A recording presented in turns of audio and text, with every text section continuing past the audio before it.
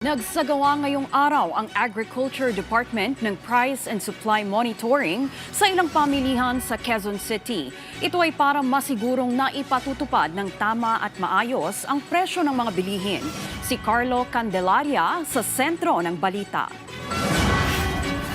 Upang mabantayan ang presyo ng mga pangunahing bilihin, patuloy sa paglilibot ang mga opisyal ng Department of Agriculture sa mga pamilihan sa bansa.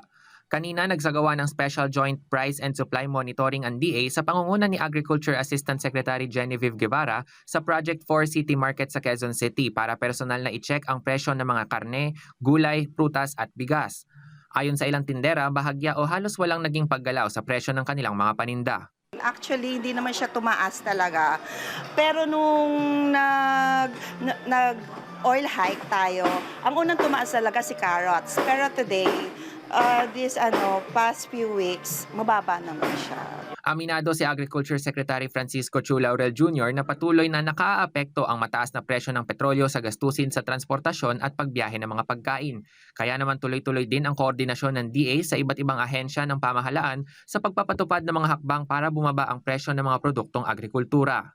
Kabilang sa pinag-aaralan ang pagpataw ng price cap na 50 pesos per kilo sa imported na bigas.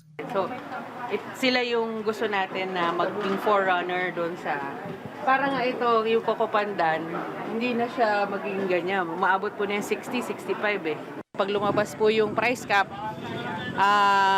pwede po nating utusan ating mga kapulisan para po i-apprehend. Kasi pag nakitang more than 50 yan, dahil nga po ito ay price cap na, may violation na yun. Tatalima naman ang mga nagtitinda ng bigas sakaling ipatupad ng pamahalaan ang price cap sa imported na bigas. Sa imported, kung ibabatas nila talaga, ay dapat tayong sumunod.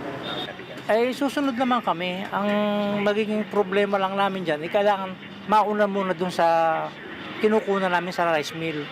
Ayon pa kay Asek Guevara, pinag-aaralan din ang paglalagay ng price cap sa iba pang mga commodities tulad ng carrots at karne ng baboy, partikular ang liempo na mataas ang presyo. At bago sila maglabas ng price cap ay sisiguraduhin ng ahensya na may kikitain pa rin ang mga traders at retailers. Carlo Luis Candelaria para sa Pambansang TV sa Bagong Pilipinas.